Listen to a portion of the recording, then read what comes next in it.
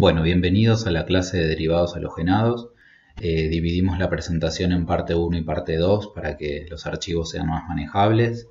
Este es un tema fundamental dentro del programa de Química Orgánica 1, pero también de Química Orgánica 2.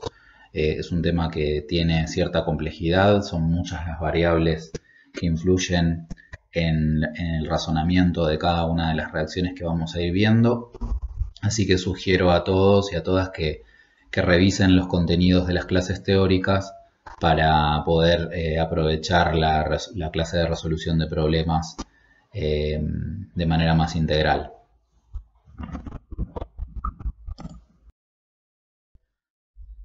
Estos son los ejercicios que vamos a estar resolviendo en estas dos clases grabadas.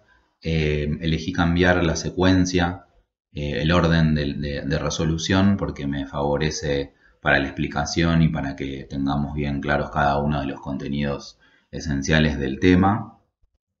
El resto de los ejercicios que no están explicados en esta clase también los tienen que resolver y tienen las instancias para conectarse con sus docentes de cada comisión y hacer las consultas que necesiten, tanto de los ejercicios que sí resuelvo como de los que no.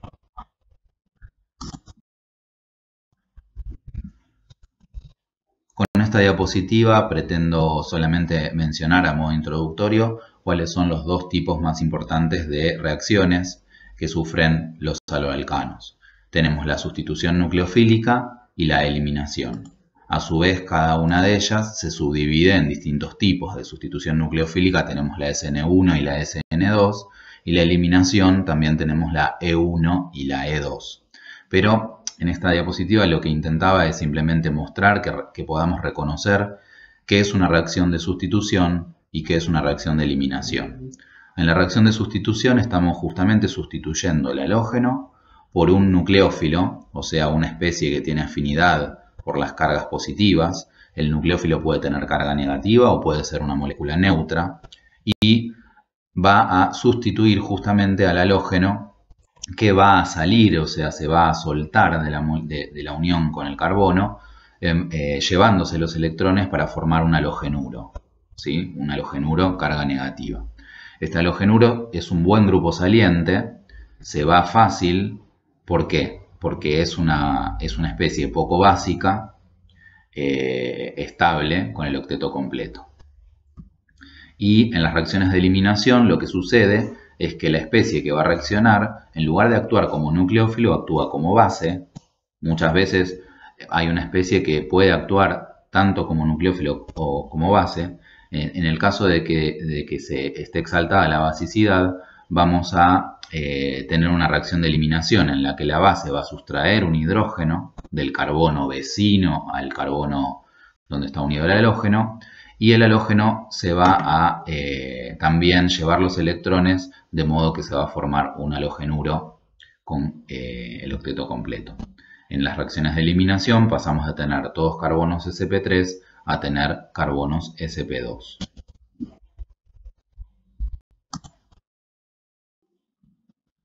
Bueno, en esta diapositiva podemos ver la cantidad enorme de reacciones químicas que se pueden dar con un derivado halogenado, que permite la obtención de una gran variedad de grupos funcionales distintos.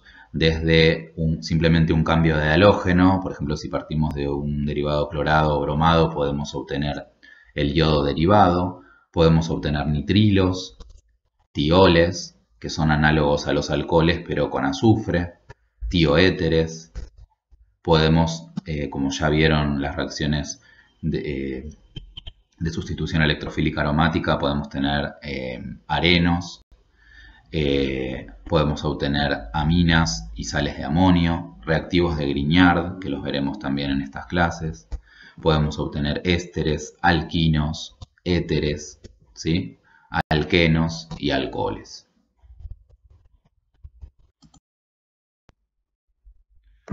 Bueno, en este ejercicio el enunciado dice que el producto principal de la mezcla de reacción del R2 bromooctano con hidróxido de sodio es el S2-octanol. El primer ítem nos están pidiendo que formulemos la ecuación de la reacción y que indiquemos cuál es el tipo de reacción, ¿sí? Esa es una pregunta que nos van a hacer muchísimas veces. ¿Cuál es el tipo de reacción? Si nosotros decidimos formular la ecuación química de esta manera, vamos a estar, en este caso yo estoy mostrando el 2-bromo-octano que reacciona con hidróxido de sodio para dar el 2-octanol. ¿Cuál es el problema de formularlo de esta manera y por qué esta manera sería incorrecta?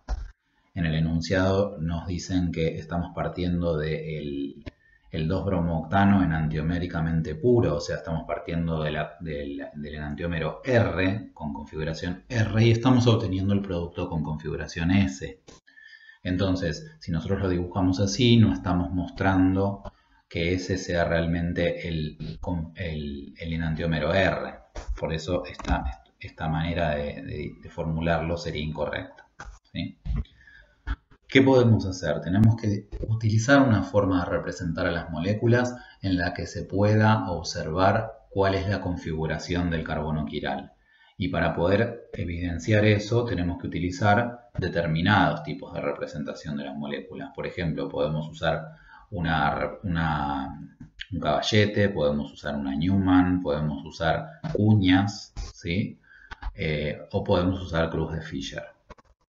Entonces tenemos que elegir cualquiera de todas esas opciones, una que nos resulte fácil a nosotros y nos permita formular la ecuación de manera correcta. Entonces en este caso, por ejemplo, si yo utilizo la forma de cuñas, en este caso dibujé el bromo con cuña llena, con una línea llena, y justamente si no sé cómo hacer para dibujar el R, puedo dibujar la primera que se me ocurra y verificar si dibujé la R o la S.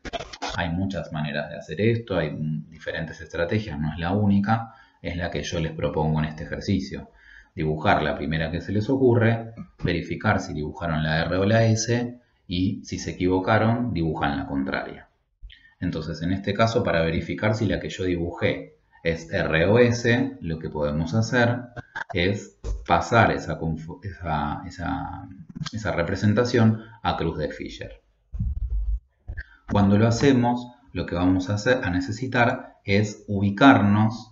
En este caso yo por cómo está dibujada la molécula, voy a pararme aquí, voy a poner mi ojo en este lugar, ¿sí? Y voy a mirar la molécula, entonces hacia mi derecha voy a tener un metilo, hacia mi izquierda voy a tener un exilo, ¿sí? Recuerden que en la Fisher es importante que pensemos que en el eje horizontal vamos a colocar a los sustituyentes que están mirando hacia nosotros y hacia atrás van los sustituyentes que están en el eje vertical. Entonces, si yo miro la molécula desde acá, a mi derecha tengo el metilo, a mi izquierda tengo el exilo, hacia arriba tengo el bromo y hacia abajo tengo el hidrógeno, porque la estoy mirando, estoy ubicado acá en el plano de la pantalla.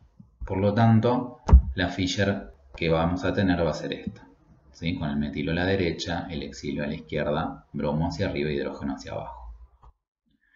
Si utilizamos las reglas de secuenciación de Kahn, Ingold y Prelog, entonces vamos a tener que la cruz de Fisher me queda de esta manera. Y vamos a entonces con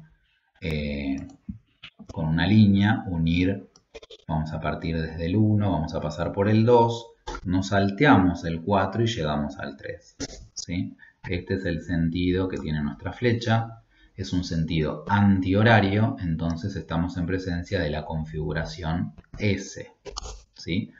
Nos salteamos, recuerden, al sustituyente en posición 4 porque está hacia atrás, ¿sí? Entonces hacemos de cuenta que no existe, que no está ahí. O sea, siempre tenemos que tener la precaución antes de escribir esta flecha de que el sustituyente de menor prioridad esté en el eje vertical.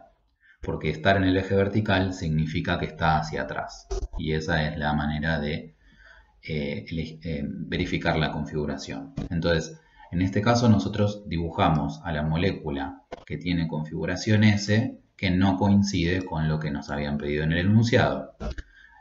Por lo tanto, llegamos a la conclusión de que esta formulación también es incorrecta. No son los enantiómeros pedidos. Si este es el S, entonces este va a ser el R, que es justamente al revés de lo que nos pidieron. Por lo tanto, para resolverlo, simplemente volvemos a formular la misma ecuación, pero invertimos la forma de las cuñas. El resultado entonces de este primer ítem sería formularlo de esta manera, y en relación al tipo de reacción podemos decir que es una reacción de sustitución porque el bromo se está sustituyendo por un oxidrilo, y es una reacción de sustitución nucleofílica bimolecular porque tanto el derivado halogenado como el nucleófilo intervienen en la ecuación de velocidad, o sea, en la cinética de esta reacción química para darnos el producto, ¿sí? Estamos en presencia de un derivado halogenado secundario y un nucleófilo fuerte, el oxidrilo.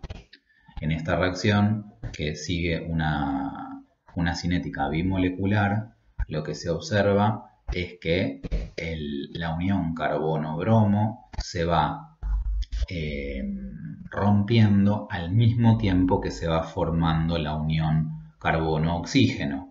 Es un mecanismo de reacción concertado. Esto significa que la unión que se rompe lo hace en simultáneo a la unión que se forma. Por eso, estereoquímicamente, lo que observamos es una inversión de la configuración. Pasamos del enantiómero R al enantiómero S.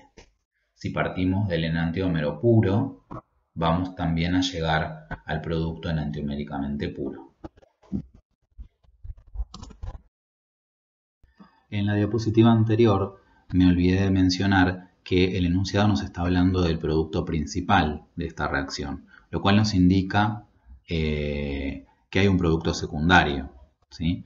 Recordemos que en las reacciones de sustitución bimoleculares, en las SN2, siempre está en competencia la posibilidad de que haya una E2, ¿sí? ¿Por qué? Porque el nucleófilo fuerte, en este caso el hidróxido de sodio, además de ser un buen nucleófilo, es una buena base. Entonces las bases pueden promover la eliminación.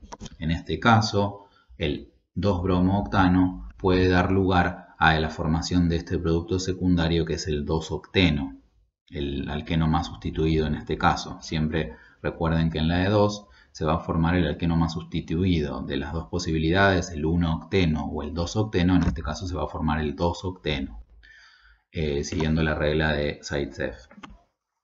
¿De qué va a depender la proporción en la que va a suceder la SN2 y la E2?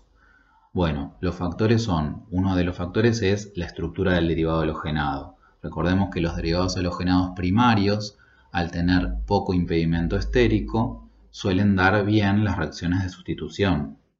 A medida que va aumentando la sustitución del carbono que va a dar la reacción, va siendo cada vez más dificultoso el ataque del nucleófilo a ese carbono, dando lugar a la formación del alqueno por eliminación.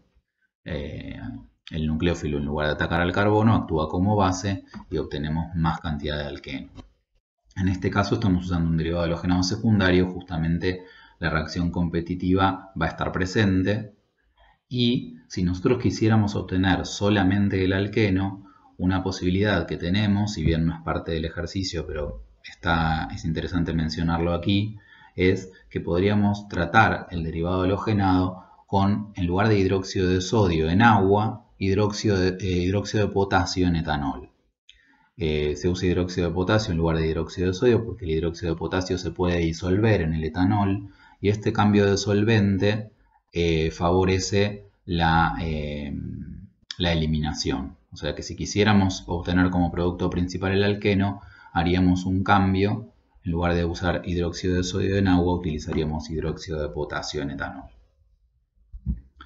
El ítem B del ejercicio nos está preguntando por el hecho estereoquímico que se puede deducir acerca del dato experimental del enunciado, y ya lo habíamos mencionado en la otra diapositiva. Tenemos que mencionar que lo que está ocurriendo acá es una inversión de la configuración. Pasamos de una configuración determinada a la opuesta. En el caso de que la reacción ocurra en un centro quiral, como es este ejemplo, vamos a evidenciar que a partir del R llegamos al S. Si la reacción ocurriese en un carbono que no es quiral, también se va a invertir la configuración, pero no lo vamos a evidenciar porque la molécula no va a tener centros estereogénicos. Bueno, con respecto a la velocidad de la reacción, lo que se sabe es que la velocidad depende de la concentración de ambos reactantes, o sea, depende de la concentración de derivado halogenado y también de la concentración del nucleófilo. La ecuación entonces se define como una constante multiplicada por la concentración de cada uno de ellos. ¿Qué significa esto? Nosotros inicialmente cuando estudiamos una reacción no sabemos si es una SN2 o una SN1, justamente lo que se hace es modificar las concentraciones de cualquiera de las dos sustancias y ver qué pasa con la velocidad. En estas reacciones, en las reacciones de tipo SN2 o bimoleculares, lo que se observa es que si yo, por ejemplo, multiplico por 2 la concentración de derivado halogenado, la velocidad de la reacción también se multiplica por 2. Y lo mismo sucede si multiplico por 2 la concentración del nucleófilo. También la velocidad se multiplica por 2. Lo mismo si la dividimos, o sea, si diluimos, ¿no es cierto? Esto nos está indicando que ambas sustancias son importantes en relación a la velocidad de la reacción. Y un mecanismo que explicaría estos resultados experimentales es un mecanismo de reacción concertado, en el que ambas sustancias participan del estado de transición. Entonces, en la SN2 tenemos un nucleófilo, en este caso es el oxidrilo. Yo robé este gráfico del Wade, porque la verdad es que está muy claro. Y si este es el oxidrilo va, fíjense la dirección de la flecha, ¿no es cierto? El oxidrilo tiene carga negativa, la flecha va desde donde están los electrones, o sea el oxidrilo, hacia el carbono con densidad positiva. Recordemos que la unión carbono-halógeno es una unión polarizada, donde el carbono tiene densidad positiva y el halógeno densidad negativa. Entonces el nucleófilo se siente atraído por este carbono, ataca a ese carbono, se empieza a formar la unión carbono-nucleófilo y se empieza a romper la unión carbono-halógeno. En este estado de transición, y lo subrayo, no es lo mismo hablar de estado de transición que hablar de intermediario. En este caso tenemos un estado de transición en el que se están formando uniones y rompiendo uniones. En este caso se está formando la unión con el nucleófilo, rompiendo la unión con el halógeno. A eso se lo llama estado de transición. Y esto es lo difícil en esta reacción. Por eso la velocidad de la reacción depende de esto, de este estado de transición en el que están participando ambas sustancias, tanto el derivado halogenado como el nucleófilo. Finalmente, cuando se rompe la unión carbono-halógeno, tenemos la formación del halogenuro, que es un buen grupo saliente. ¿Por qué es un buen grupo saliente? Porque es una base débil. Un cloruro, un bromuro son bases débiles. Provienen de un ácido muy fuerte, por ejemplo, bromhídrico o clorhídrico. Entonces, la reacción transcurre de esta manera justamente porque el halógeno puede salir, o sea, se puede romper la unión carbono-halógeno para dar una especie que es estable, como lo es el halogenuro. En la próxima diapo vamos a ver cómo sería este mecanismo, pero adaptado a la molécula que nos dan en el ejercicio.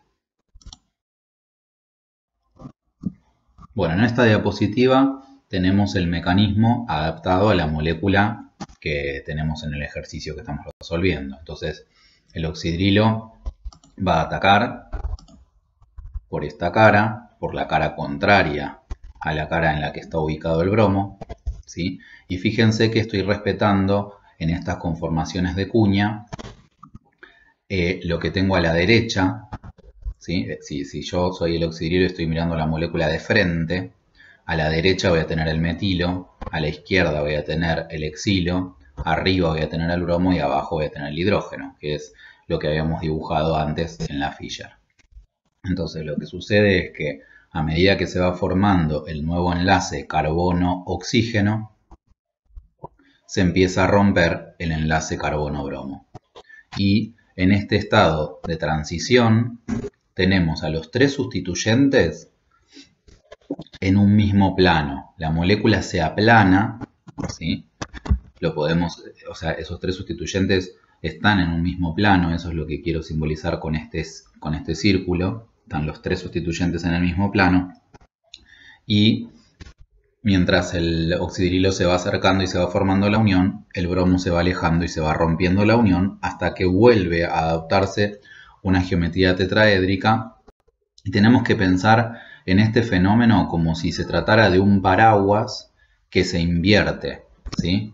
Como esto es lo que se ve en esta imagen también. Tenemos como si fuera un paragüitas mirando hacia un lado. Cuando el oxidrilo ataca, se invierte ese paraguas, ¿sí?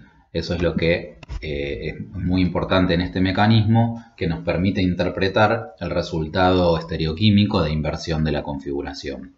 Todo ocurre en un solo paso, o sea, la formación de la nueva unión y la ruptura de la unión carbono-bromo ocurre todo en un solo paso. Por eso se dice que la reacción es concertada. Ese es el significado de la palabra concertada. Bueno, ahora nos piden que esquematicemos el diagrama energético correspondiente a este mecanismo. Entonces, vamos a dibujar un par de ejes. El eje de la energía de la reacción en función del avance de la reacción a lo largo de ese mecanismo. Y vamos a dibujar en rojo. Entonces vamos a partir de un contenido energético determinado. Vamos a pasar por un estado de transición y vamos a llegar a los productos que tienen un contenido energético más bajo, ¿sí? Entonces tendríamos el estado de transición, sería la cima, correspondería a esta parte del mecanismo. Y también podemos mencionar que la diferencia de energía desde nuestra molécula inicial hasta esa cima del estado de transición es lo que corresponde a la energía de activación.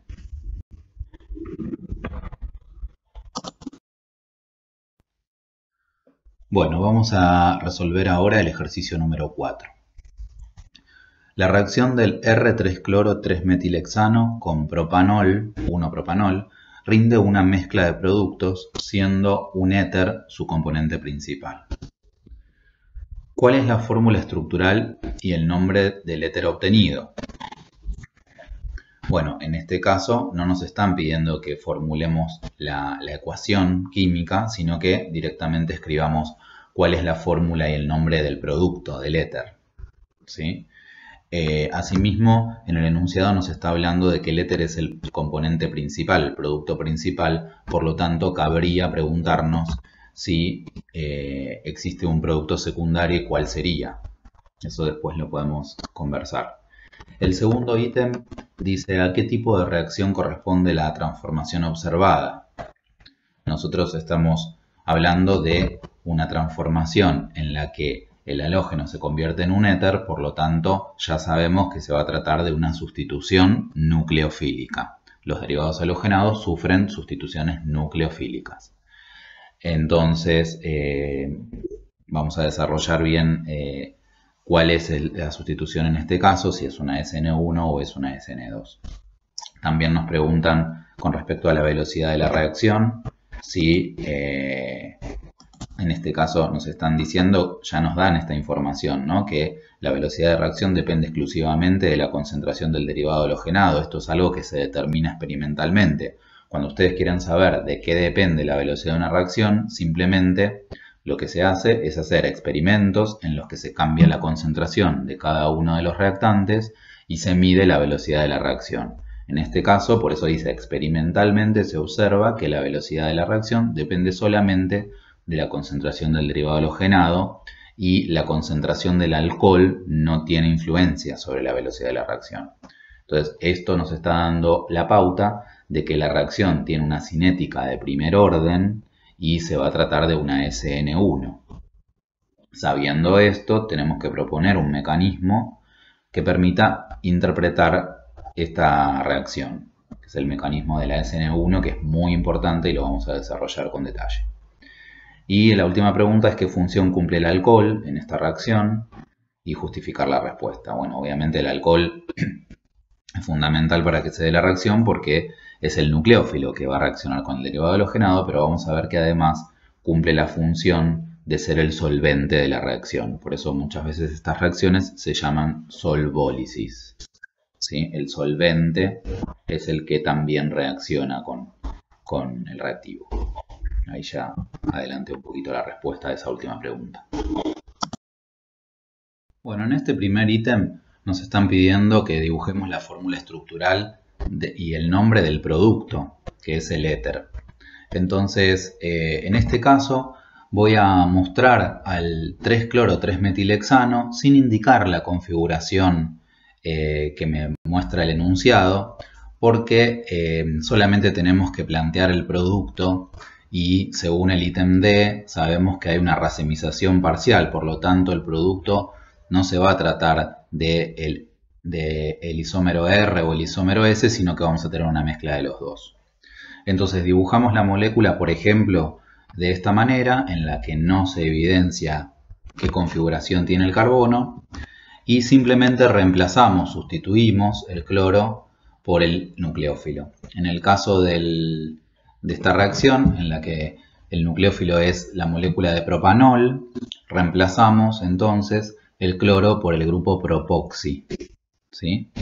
Para nombrarlo, como es un éter, recuerden que en los éteres tenemos dos maneras de nombrarlos. Cuando el éter es muy sencillo, por ejemplo, podemos decir dimetiléter, dipropiléter o propil-etil-éter.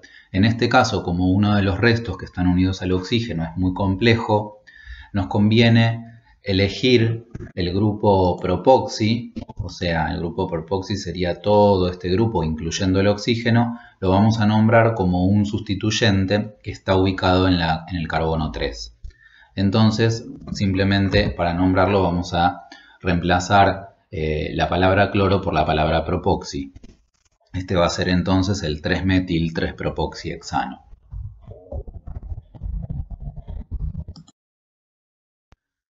Con respecto a la ecuación que rige la velocidad de la reacción, este ítem lo que nos dice es que se observa que la velocidad depende solamente de la concentración del derivado halogenado. Entonces, cuando nosotros modificamos, por ejemplo, la concentración del propanol, la velocidad se mantiene constante. Eso está indicando que la ecuación de velocidad no tiene en cuenta la concentración de uno de los reactantes, que es el propanol. Solamente depende de la concentración del derivado halogenado.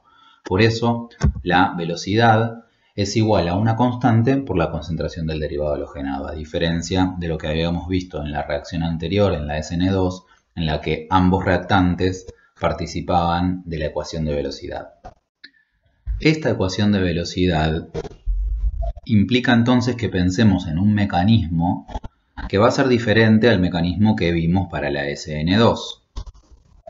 Lo vamos a ver en la próxima diapositiva.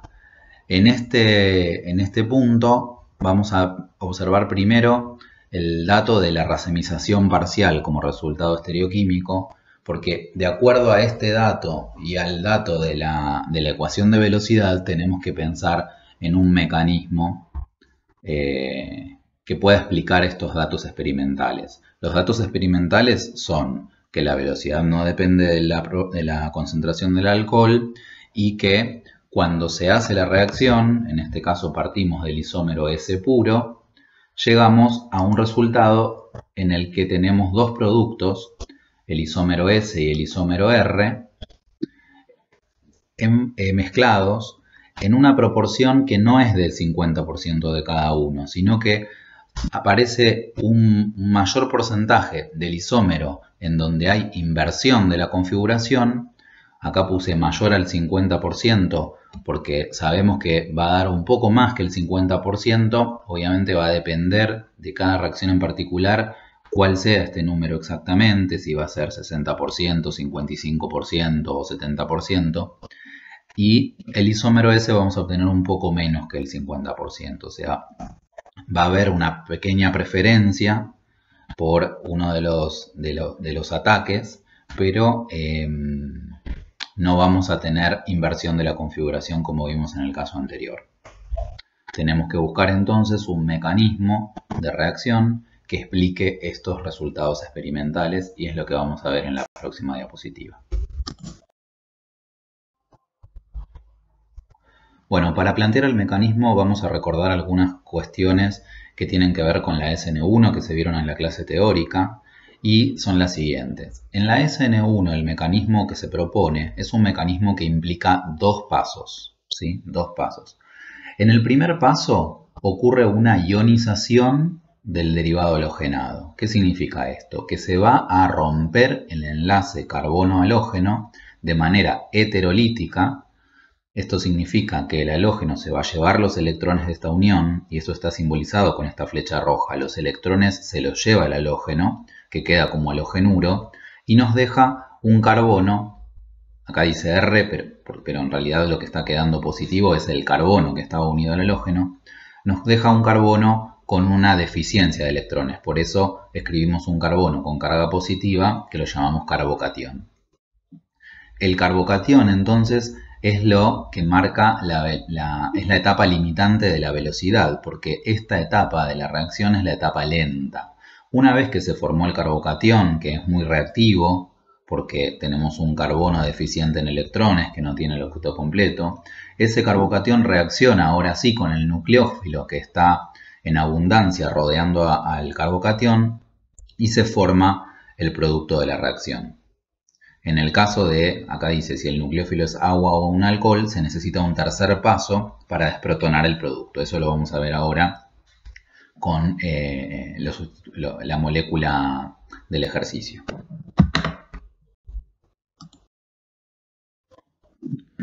Bueno, entonces, el mecanismo probable para interpretar los datos que estuvimos mencionando implica entonces la formación inicial del carbocatión, ¿sí? Tenemos un derivado halogenado, la unión carbono-cloro se rompe, el cloro se lleva los electrones, esa ruptura se llama heterolítica porque a diferencia de las rupturas homolíticas en las que cada átomo se queda con un electrón, en este caso el cloro se lleva los dos electrones de la unión, por eso podríamos dibujar una flechita así, en la que el cloro, indicamos que el cloro se lleva los electrones, y se forma un cloruro, que lo escribimos acá abajo de la flecha normalmente, también podríamos ponerlo al costado del carbocatión con un signo más, y la formación de este carbocatión que lo vamos a escribir entre corchetes porque se trata de una especie muy reactiva, poco estable, ¿sí?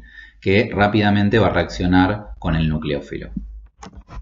El nucleófilo entonces, nuestro alcohol, nuestro propanol, va a reaccionar con el carbocatión, ¿sí?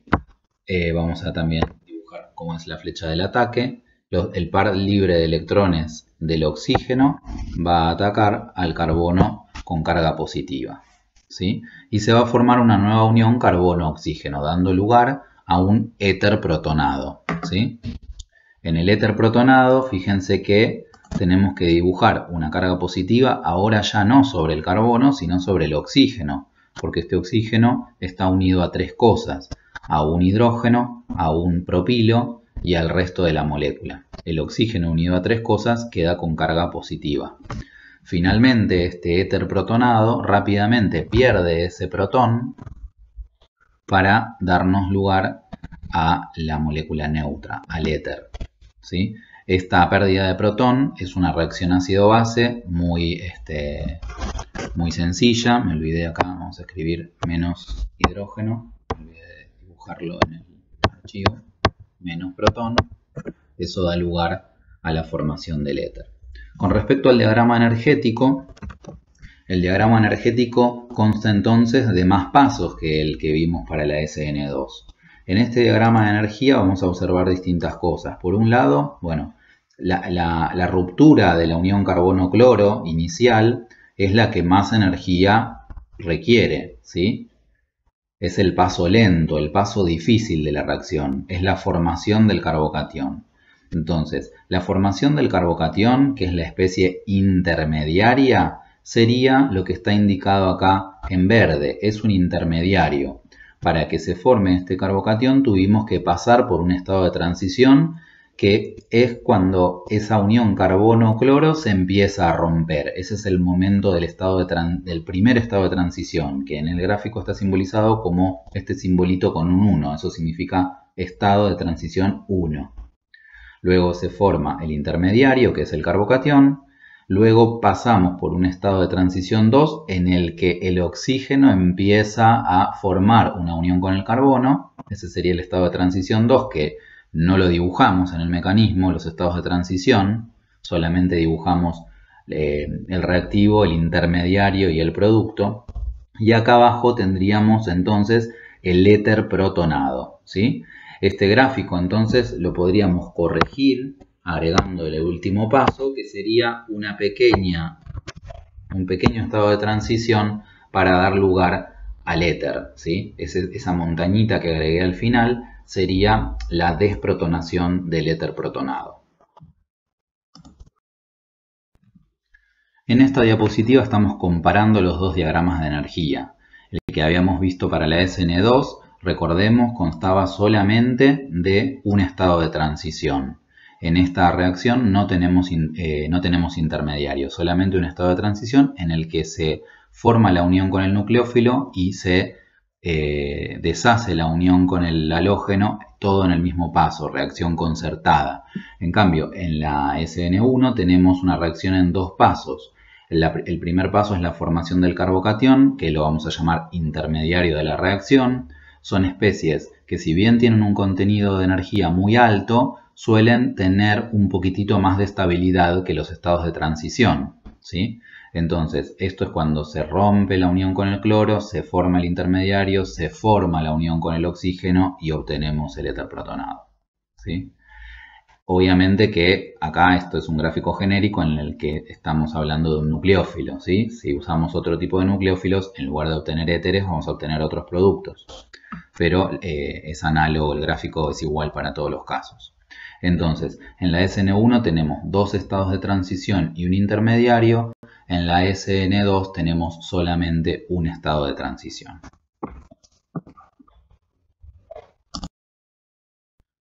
Bueno, y la última pregunta del ejercicio, que es la función del alcohol en esta reacción. El primer, obviamente, es el nucleófilo de la reacción, ¿sí? Es la especie afín por el carbono positivo del carbocatión, es el nucleófilo. Por otro lado, también es el solvente de la reacción, o sea, nosotros vamos a disolver el derivado halogenado en el alcohol y este mismo alcohol que funciona como solvente funciona también como nucleófilo. Y como es un solvente polar y prótico, favorece la ionización tanto del cloruro como del carbocatión que se forman en la etapa lenta. Estas reacciones en las que el solvente también es el nucleófilo se las llama solvólisis, ¿sí?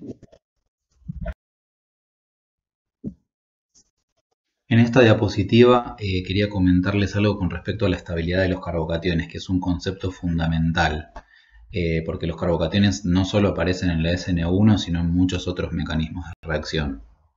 Siempre que tengamos un carbocatión, ya lo vieron cuando vieron las reacciones de alquenos, cuanto más sustituyentes alquílicos haya en el carbono positivo, más estable será el carbocatión. Por lo tanto, la reacción va a ocurrir más fácilmente, porque recuerden que la formación del carbocatión es la etapa lenta o la parte difícil, digamos, del mecanismo. Entonces, cuantos más sustituyentes estén unidos al carbocatión, más estable va a ser. Y eso es por dos efectos. Por el efecto inductivo, los grupos metilos tienen un efecto inductivo dador de electrones, ya que el carbono positivo es un carbono sp2 y los metilos en este caso son carbonos sp3. Entonces, al ser el carbono sp2 un poco más electronegativo, los metilos le dan electrones al carbono deficiente en electrones. Y cuantos más sustituyentes metilos haya en ese carbono, más fuerte será la estabilización, ¿sí? Entonces, un carbocatión de metilo se va a formar con mucha más dificultad que un carbocatión de un derivado halogenado primario. Un derivado halogenado primario lo va a hacer con más dificultad que uno secundario, y los que van a dar carbocationes más estables van a ser los derivados halogenados terciarios, como sería este caso, ¿no? Este carbocatión puede provenir entonces de un derivado halogenado terciario. Entonces, acá tenemos el orden de estabilidad de los carbocationes. Los terciarios son más estables que los secundarios más que los primarios y los primarios más que los de metilo. El otro efecto que favorece la estabilización en los carbocationes por presencia de grupos alquílicos es el efecto de hiperconjugación. Me gustó este dibujo porque se ve muy bien cómo el orbital P vacío del carbono positivo, acá tenemos el carbocatión, se traslapa con los orbitales sigma de la unión carbono-hidrógeno en los restos alquílicos. Y este traslape de orbitales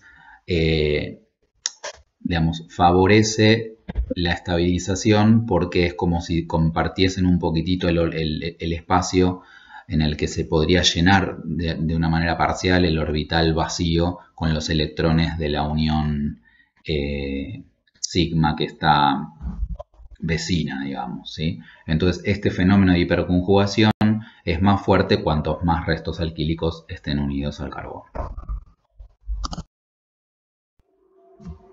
Bueno, otra cuestión muy importante para mencionar acerca de los carbocationes es la posibilidad de transposición o reordenamiento.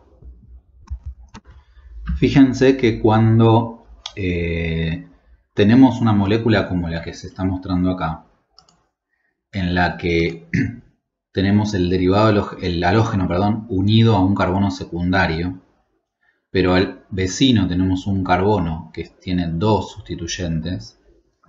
Cuando se forma el carbocatión secundario, si este hidrógeno que está en el carbono vecino migra hacia este carbono que tiene carga positiva, o sea, se suelta, se lleva sus electrones y cambia de lugar, vamos a tener la posibilidad de que se forme un carbocatión terciario, ¿sí? Porque está unido a 3 carbonos. Ese carbono positivo, en cambio este tiene el carbono unido a 2 carbonos nada más. Es un carbocatión secundario y un carbocatión terciario. Entonces, el hidrógeno migra junto con sus electrones, por eso se llama migración de hidruro. Lo que migra no es un hidrógeno, sino un hidruro. Y se forma un carbocatión más estable. Una vez que pasa esto, el nucleófilo va a atacar al carbono terciario en este caso. Por lo tanto, si nosotros partimos de este derivado halogenado, el producto de sustitución no va a ser exactamente el mismo con el halógeno sustituido, sino que vamos a ver que el nucleófilo termina unido a un carbono diferente al carbono en donde estaba unido el halógeno. Lo mismo puede suceder en el caso, por ejemplo, de esta estructura. Este sería el bromuro de neopentilo, ¿sí? El bromuro de neopentilo puede formar un carbocatión, pero en el instante en que se está alejando el bromo para formar el carbocatión, ya cambia de lugar el metilo, ¿sí? Y tenemos la formación de un carbocatión terciario, cuando esperaríamos que se forme un carbocatión primario, digamos, ¿no?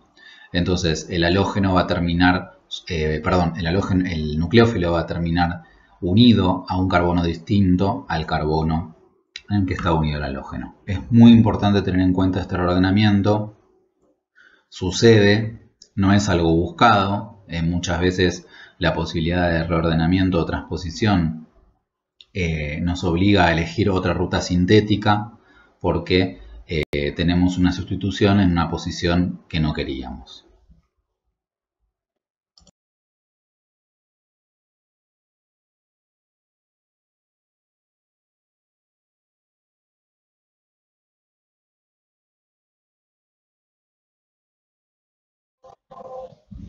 Bueno, para poder hacer el ejercicio 3, lo primero es poder escribir correctamente el enantiómero que nos pide el enunciado, el RR o el SS del 1-bromo 1,2-difenilpropano. Aquellas personas que no tengan dificultad para escribir un enantiómero en particular, se pueden saltear esta diapositiva. Para aquellos que todavía tengan dificultades en relación a escribir el enantiómero correcto, vamos a desarrollarlo con detalle. El primer paso en mi estrategia es dibujar una cruz de Fischer correspondiente a la molécula que queremos escribir poniendo los sustituyentes de la manera en que se nos ocurra primero y asignando luego la configuración para ver si escribimos la estructura correcta o le tenemos que hacer algún cambio. En este caso entonces yo escribí esta, porque es la primera que se me ocurrió, y vamos a asignar la configuración del primer carbono quiral para ver qué configuración tiene. Entonces, voy a escribir los 4 sustituyentes que están unidos a ese carbono quiral, marcado con la flecha azul, y en primer lugar coloqué, tenemos un resto fenilo, tenemos un resto metilo, tenemos un hidrógeno y tenemos todo este resto. Recuerden que para seleccionar un orden de prioridad en los sustituyentes utilizamos las reglas de Cunningham y Prelog, que hablan del número atómico del átomo que está unido a ese carbono quiral. En nuestro caso tenemos unido al carbono quiral, tenemos 4 carbonos, 3 carbonos, y tenemos un hidrógeno. Entonces ya sabemos que este hidrógeno va a ser el que va a tener la última prioridad, la prioridad número 4. De los otros 3, como los 3 sustituyentes son carbono, tenemos que seguir en la línea siguiente, ¿sí? En el escalón que sigue de unión de los átomos. Entonces, en el caso de un fenilo, como tenemos un carbono en realidad unido a 2 carbonos, pero uno de ellos está unido a través de un doble enlace, lo vamos a contabilizar 2 veces. Por lo tanto, vamos a considerar como si tuviésemos un carbono unido a 3 carbonos, cuando en realidad ya vimos acá en el anillo que son solo 2, pero hay uno que está unido con doble enlace, por eso lo consideramos doble. ¿Sí? Entonces es como si tuviésemos un carbono unido a 3 carbonos. Luego tenemos un carbono unido a 3 hidrógenos en el caso del metilo y un carbono unido a fenilo, a bromo y a hidrógeno. El número atómico más alto en este caso es el del bromo. Entonces, de los 3 sustituyentes que quedan, el que va a tener prioridad 1 va a ser el que estoy señalando. El que va a tener prioridad 2 va a ser este, porque todos son carbonos y en este caso todos son hidrógenos. Por lo tanto, si escribimos nuevamente este carbono quiral en cruz de Fisher y colocamos correctamente los números de acuerdo a las prioridades que asignamos, nos queda que si trazamos una flechita va en sentido antihorario, sería S, pero como dejamos el de menor prioridad en el eje horizontal, entonces ese carbono quiral es el carbono R. Recordemos que siempre para dibujar esta flechita debemos dibujar el de menor prioridad en el eje vertical. Como yo me salté ese paso, al darme antihorario me doy cuenta que ese carbono quiral es R. En segundo término, entonces vamos a asignar la configuración del segundo carbono quiral, vamos a seguir el mismo razonamiento. En este caso tenemos también un fenilo, un bromo directamente unido a ese carbono, un hidrógeno y un carbono unido a otros carbonos. Entonces, el de prioridad 1 va a ser el bromo, el de prioridad 2 va a corresponder al carbono unido a 3 carbonos y el de prioridad 3 va a corresponder al carbono unido a 2 carbonos y un hidrógeno. ¿Sí? Siempre miramos el escalón que sigue al átomo que estamos analizando. En este caso entonces nos queda esta cruz de Fisher para el carbono quiral de abajo, en nuestro dibujo, y esto corresponde a una configuración S. En definitiva, la conclusión es que hemos dibujado una molécula que no coincide con lo pedido en el enunciado. Dibujamos la molécula con el carbono RS y necesitamos que sea RR o SS. Entonces simplemente modifiqué los sustituyentes de este segundo carbono quiral para tener la estructura pedida, que en este caso yo elegí usar la RR. Si ustedes utilizan la SS, van a llegar al mismo resultado según el enunciado del problema. Entonces vamos a trabajar con esta estructura en la siguiente diapositiva.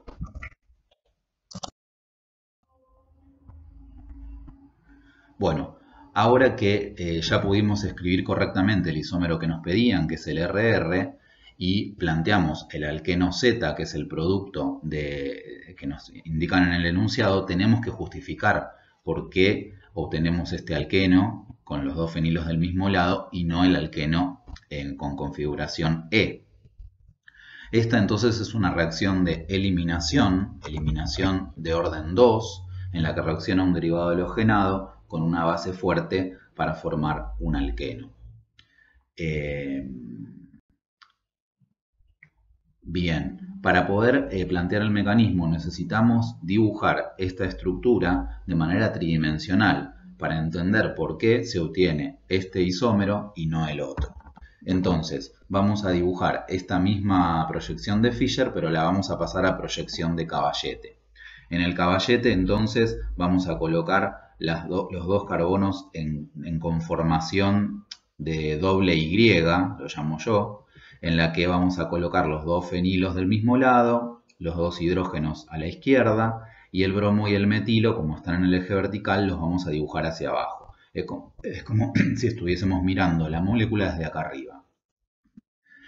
Una vez que tenemos la proyección de caballete, tenemos que ubicar al halógeno y al hidrógeno que van a sufrir la reacción de eliminación en una posición que se llama posición antiperiplanar o posición anti. Entonces, si observamos lo que está pintado de azul, digamos, aquí estamos viendo que el hidrógeno y el bromo están en posición anti. ¿Cómo logramos dibujar la molécula en esa posición? Simplemente girando alguno de los dos carbonos para que queden ubicados de esa manera. Entonces, en mi caso, yo el carbono de adelante no lo toqué y el carbono de atrás hicimos un pequeño giro hacia la derecha para que el hidrógeno me quede justamente en la posición que buscamos. Una vez que lo tenemos en esa posición, podemos escribir el estado de transición, en el que bien vemos que se acerca a la base y empieza a sustraer el hidrógeno, se empieza a formar una unión entre el oxígeno y el hidrógeno, se empieza a romper la unión entre el hidrógeno y el carbono, el hidrógeno deja los electrones para que se forme el doble enlace entre los carbonos de la molécula, y el bromo se lleva los electrones, por eso lo escribimos acá con densidad negativa, se lleva los electrones para irse como bromuro. Entonces, fíjense que el oxidrilo y el bromo van a tener densidad negativa. En total teníamos una molécula neutra, se acerca un oxidrilo con carga negativa, que me olvidé de colocarlo acá arriba de la flecha. El oxidrilo entonces aporta la carga negativa de este estado de transición y finalmente obtenemos el alqueno, y fíjense que los dos fenilos en este estado de transición estaban del mismo lado, por lo tanto el alqueno va a quedar con los fenilos del mismo lado. ¿Qué pasa si planteamos la misma reacción pero partiendo de los otros estereoisómeros, ya sea del 1R2S o del 1S2R? ¿Cuál será la configuración del alqueno resultante? Vamos a plantear exactamente el mismo mecanismo, pero partiendo del isómero que nos están pidiendo. En este caso, entonces, fíjense que lo único que hice fue intercambiar el hidrógeno y el fenilo del carbono 1 para pasar a tener el isómero 1S2R. Planteamos exactamente lo mismo que hicimos en la diapositiva anterior, ubicamos el hidrógeno y el bromo en posición antiperiplanar y obtenemos en este caso el isómero geométrico E. Entonces, en conclusión, si partimos del isómero RR o del isómero SS, vamos a obtener el alqueno Z. Si partimos de cualquiera de los otros dos estereoisómeros, 1S2R o 1R2S, vamos a obtener el alqueno E. En este caso podemos hablar entonces de que esta es una reacción estereoselectiva, porque de dos productos posibles, los alquenos Z o E, se obtiene solo uno, ¿sí? Y la reacción también es estereoespecífica porque el reactivo tiene también estereoisomería. Entonces, si partimos de los isómeros RR, llegamos a o SS, llegamos a uno de los productos, y si partimos de los otros, llegamos al otro. Entonces, esta es una reacción que cumple con las dos definiciones. Es tanto estereoselectiva, cuando pensamos en el producto, cuando hablamos de estereoselectividad, y es estereoespecífica, y cuando hablamos de estereoespecificidad, pensamos en si los reactivos tienen estereoisomería. Bueno, vamos a resolver el ítem B del ejercicio 3. En este caso tenemos que plantear un mecanismo para explicar que este derivado halogenado, un derivado halogenado secundario, se transforma en este alqueno. Nosotros ya sabemos que en presencia de un derivado halogenado y una base fuerte, nucleófilo fuerte, se puede producir tanto una SN2 como una E2. lo que tenemos que explicar en este caso es el mecanismo de la eliminación. Los derivados halogenados secundarios, entonces, este además es un derivado halogenado secundario que tiene bastante impedimento estérico, por lo tanto la eliminación va a estar favorecida. Entonces, tenemos acá una proyección en la que vemos que hay cuñas, por lo tanto podemos distinguir qué estereoisómero es el que está dibujado, y tenemos que convertir esta proyección de cuñas en una proyección caballete, porque necesitamos justamente ver la tridimensión del mecanismo de reacción. Entonces, lo que vamos a hacer para pasar de la proyección de cuñas a la proyección de caballete es mirar lo que está en el mismo plano. En este caso, cuando miramos esta estructura, tenemos en el mismo plano el fenilo, este carbono y este fenilo. Todo eso está en el mismo plano. Lo marqué acá con rojo, ¿sí? Entonces, si nosotros usamos el dato de que están en el mismo plano, podemos escribir un caballete en el que colocamos los fenilos de la misma manera en que aparecen en el dibujo, ¿sí? Los colocamos a los dos en el mismo plano de los carbonos. Entonces, como el metilo y el bromo están con cuñas de línea llena, o sea, los dos están mirando hacia la misma cara, es como si nosotros mirásemos a la molécula desde acá, ¿sí? Entonces, tanto el bromo como el metilo están hacia la misma cara, hacia mi vista, digamos. Entonces, del otro lado me quedan los dos hidrógenos. Una vez que ya logramos pasar de proyección de cuñas a proyección de caballetes, lo que tenemos que hacer es colocar al átomo de bromo y al átomo de hidrógeno en posición transdiaxial o posición antiperiplanar, que son sinónimos, para poder dibujar el mecanismo de la E2. En este caso ya están en posición antiperiplanar, ¿sí? Pero a mí me resulta más cómodo que queden en el eje vertical para poder visualizar de manera más fácil, por la proyección en la que queda dibujada la molécula, podemos visualizar de manera más fácil cómo van a quedar los otros sustituyentes. Por eso hice un pequeño giro en ambos carbonos, ¿sí? De manera de que el bromo, que está en color azul, me quede hacia abajo, ¿sí? Por lo tanto el fenilo que estaba hacia arriba me queda hacia la derecha y el hidrógeno hacia la izquierda. Y el hidrógeno lo subí para que me quede en la posición antiperiplanar, y el metilo entonces me queda a la derecha y el fenilo a la izquierda. En esta posición es en la que vamos a poder visualizar con mucha más facilidad el estado de transición de la E2. Entonces el oxidrilo, que es la base, se va a acercar al hidrógeno para sustraer ese hidrógeno. El hidrógeno va a dejar los electrones para que se forme el doble enlace carbono-carbono, y el bromo se va a llevar los electrones para irse como bromuro.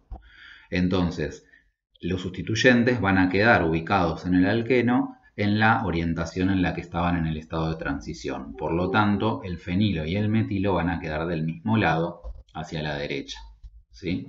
Esto explica entonces que a partir de este estereoisómero en particular vamos a llegar a este alqueno en particular, el isómero E. Los fenilos están en trans, ¿sí? Con la misma lógica pueden ustedes plantear el mecanismo para este segundo ejemplo. Fíjense que esta segunda molécula es el estereoisómero, el diastereoisómero de esta. Por lo tanto, en lugar de obtener este alqueno, seguramente van a obtener su isómero geométrico. Les queda a ustedes de tarea plantear el segundo ejemplo. Bueno, una vez que ya vimos un ejercicio donde se ve en detalle una SN2, una SN1 y una E2, me pareció pertinente hacer el ejercicio 1 de problemas adicionales, que es un ejercicio muy integrador de todos los tipos de reacción que vimos hasta ahora. Nos quedó sin ver la E1, que se da principalmente en alcoholes, pero creo que igual estamos en condiciones de poder resolver este ejercicio.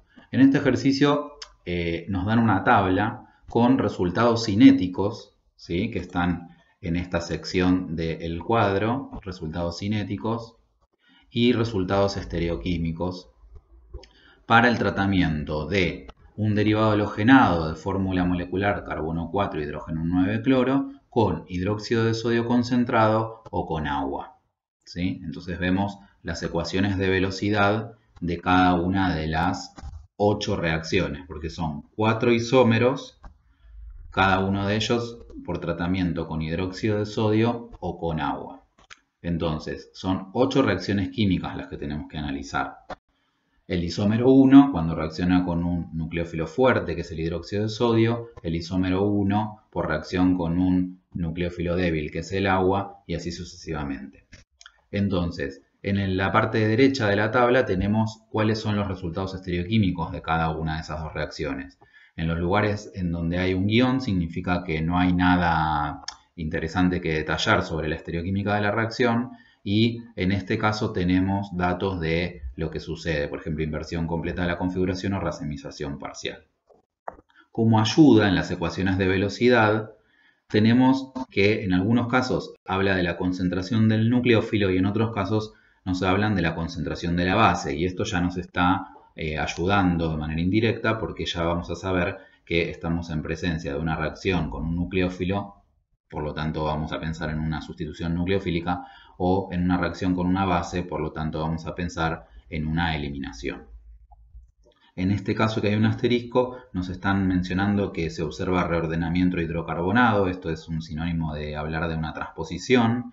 Entonces estamos sospechando que en este caso tenemos la formación de un carbocatión. Entonces, en esta columna tenemos que completar con la fórmula de cada uno de los isómeros que corresponden a estos números, 1, 2, 3 y 4. Por lo tanto, sabemos que esta molécula tiene 4 isómeros, ¿sí? 4 isómeros estructurales. Tenemos que plantear los mecanismos probables para cada una de las 8 reacciones, indicar el orden, la molecularidad y el tipo de reacción, o sea, va a bastar con que digamos SN1, SN2, E1 o E2.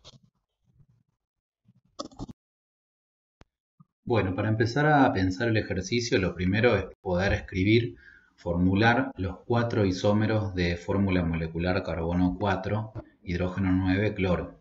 Entonces necesitamos pensar, si tenemos 4 átomos de carbono, cuáles pueden ser los esqueletos carbonados para 4 átomos de carbono. Y tenemos entonces dos posibilidades.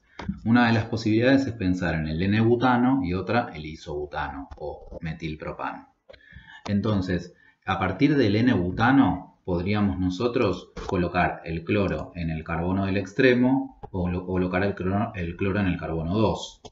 En el caso del isobutano podríamos colocar el cloro en uno de estos metilos, cualquiera da lo mismo, va a quedar el mismo derivado halogenado, o colocar el cloro en el carbono terciario. Eso nos da lugar a dos estructuras, entonces a partir del N-butano, que vamos a llamar cloruro de N-butilo o cloruro de sec-butilo, fíjense que ambos tienen el mismo esqueleto carbonado, y a partir del isobutano tenemos dos estructuras posibles también, el cloruro de isobutilo o el cloruro de terbutilo.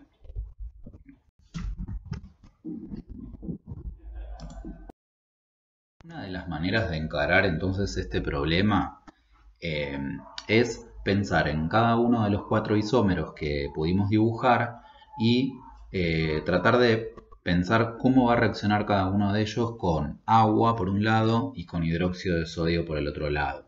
Entonces, con cada reactivo se nos abren dos posibilidades que son las reacciones competitivas. Por ejemplo, para la primera sustancia, que es el cloruro de N-butilo, podemos pensar que si reaccionase con agua, podríamos tener o una SN1 o una E1. Entonces tenemos que pensar si de acuerdo a la estructura de ese derivado halogenado, la SN1 es factible y la E1 es factible.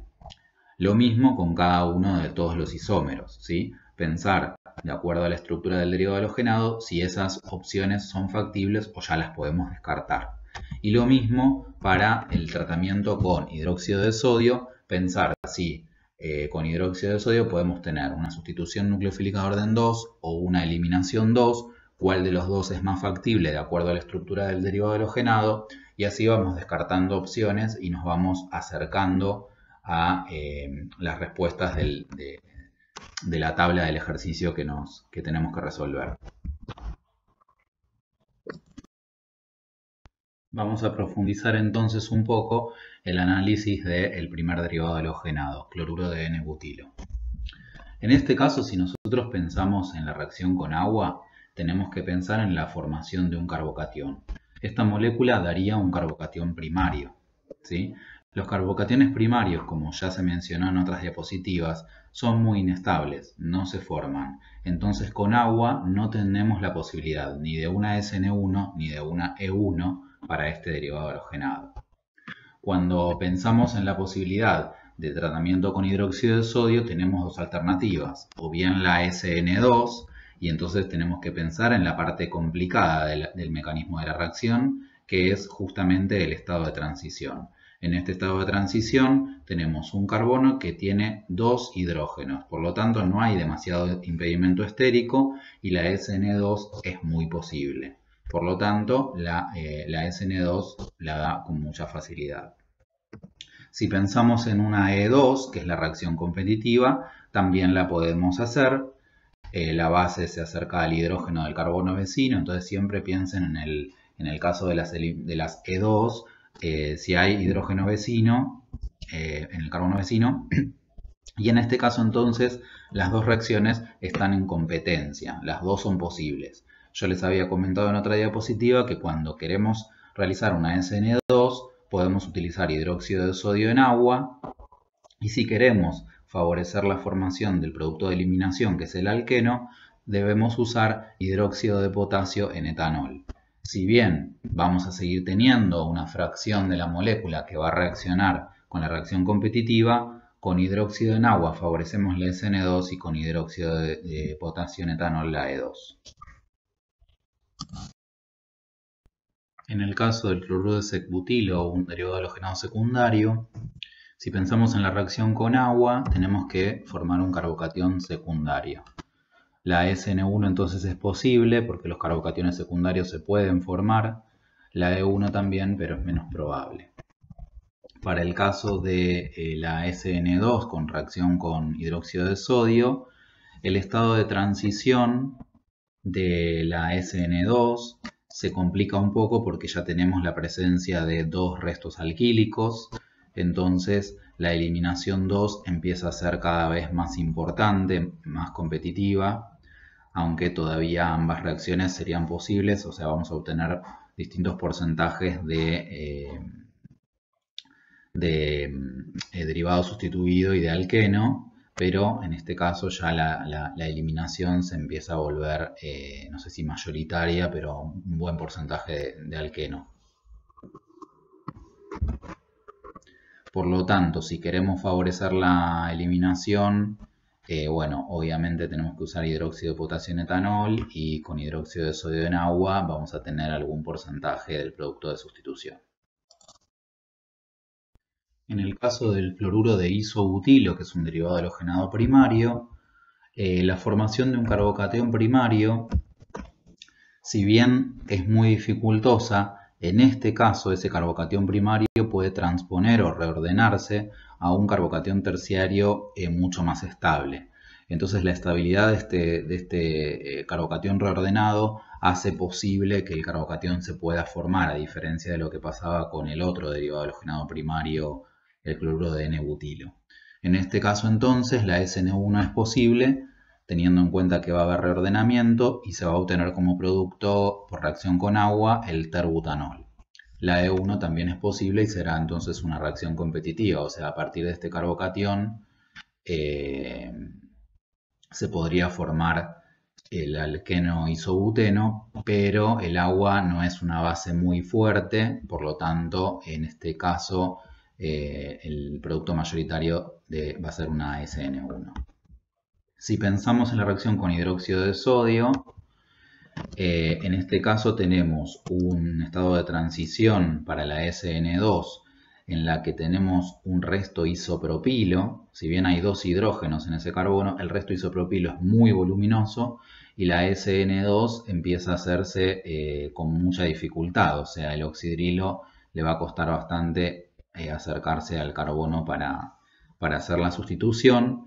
En cambio, con más facilidad puede sustraer un hidrógeno para dar el isobuteno, por lo que en este caso la eliminación 2 se vuelve mayoritaria.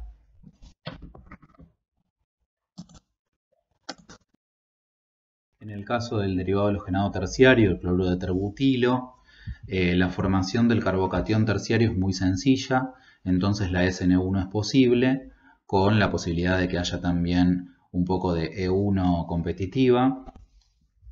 Y si pensamos en la reacción con hidróxido de sodio, en este caso tenemos para la sustitución un estado de transición con 3 grupos metilo, lo cual dificulta muchísimo el acceso al oxidrilo para sustituir al cloro, por lo tanto va a ser mucho más factible que el nucleófilo actúe en lugar de como nucleófilo como base, se lleve el hidrógeno de cualquiera de los 3 metilos para dar también el isobuteno, que en este caso va a ser el producto mayoritario. De hecho, podemos directamente decir que no va a haber nada de SN2 y va a ser exclusivamente eliminación 2.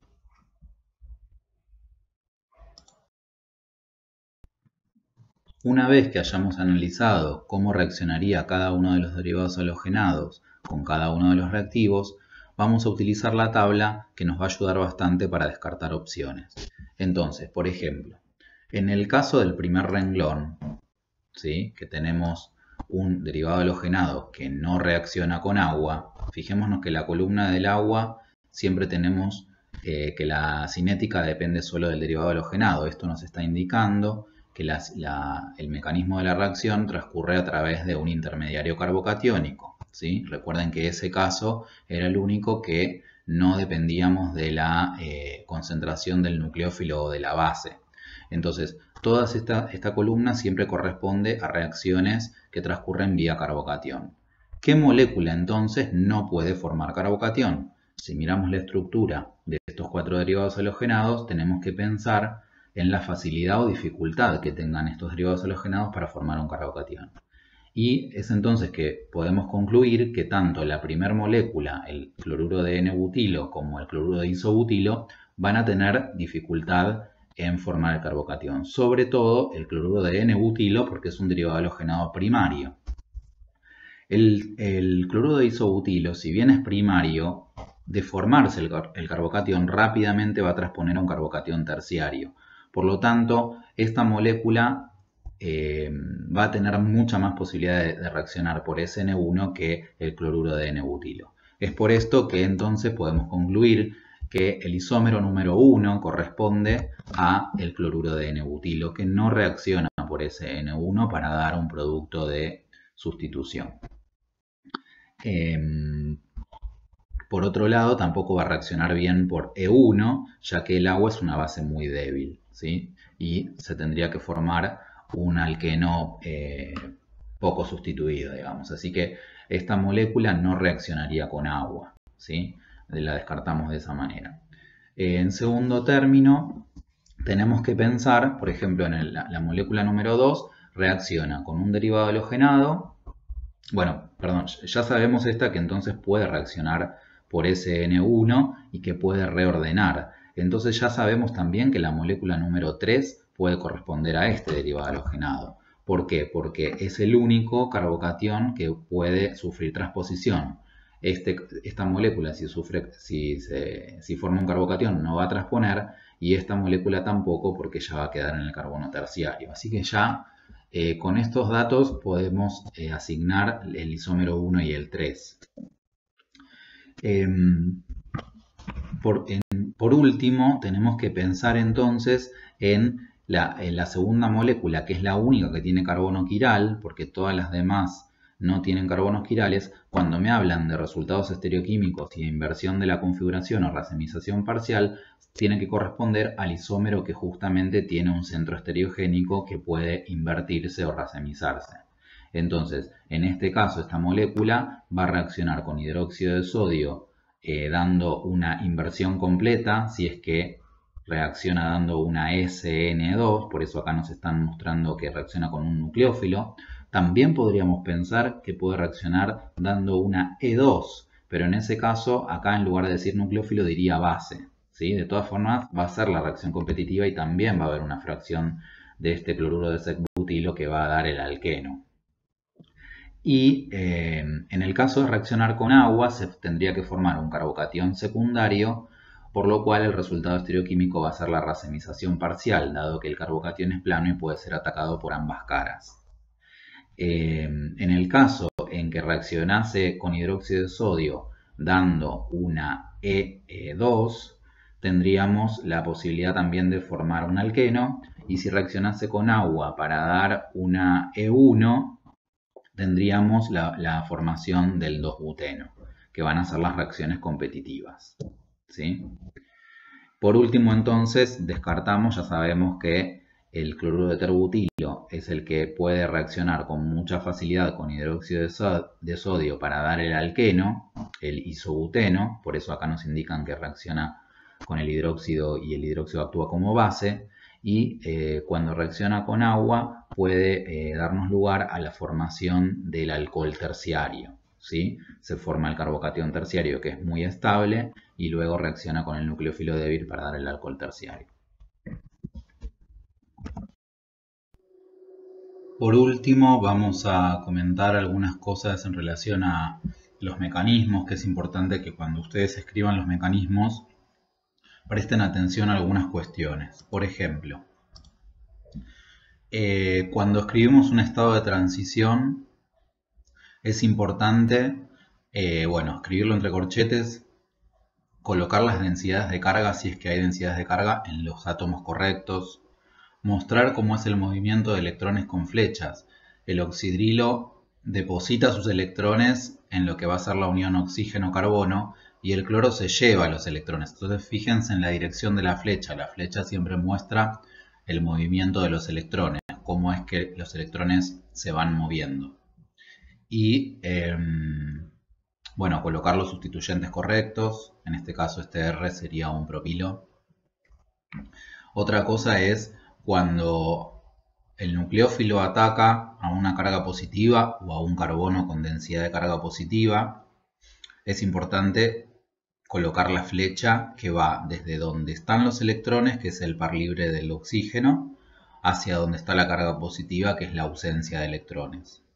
En este caso, en el estado de transición de la E2, también el oxidrilo vuelca sus electrones para llevarse el hidrógeno, o sea, se forma una unión oxígeno-hidrógeno, entonces el hidrógeno deja los electrones para que se forme el doble enlace y el cloro se lleva los electrones, entonces ambas especies, tanto cloro como oxidrilo, tienen densidad de carga negativa, en total el estado de transición tiene una carga negativa. Pequeños detalles, ¿no?, que son importantes a la hora de escribir un mecanismo y muchas veces nos olvidamos de dibujar estas cosas. La pérdida de átomos o de pequeñas moléculas se suele escribir abajo de las flechas, ¿sí? Y en este caso, ven, siempre uno comete algún error. En este caso, por ejemplo, estoy desprotonando el alcohol, entonces acá debería haber escrito menos protón.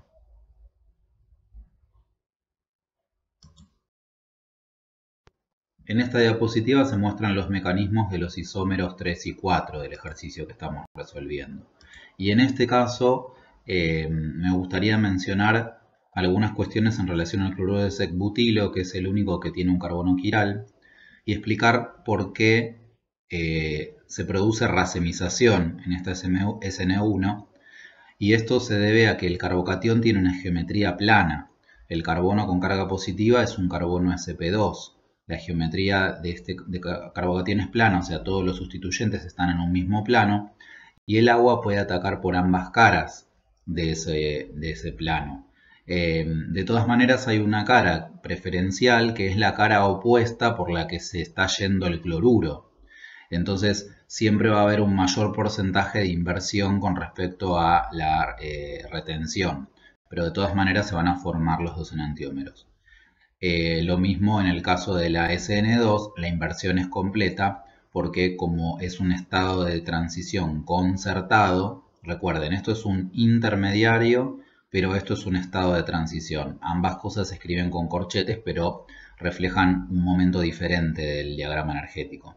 El estado de transición en la SN2 es un estado de transición, es una reacción concertada en la que el oxidrilo se une al carbono al mismo tiempo que se suelta el cloro. Por eso, en este ataque por la retaguardia, se lo llama así, ocurre una inversión total de la configuración.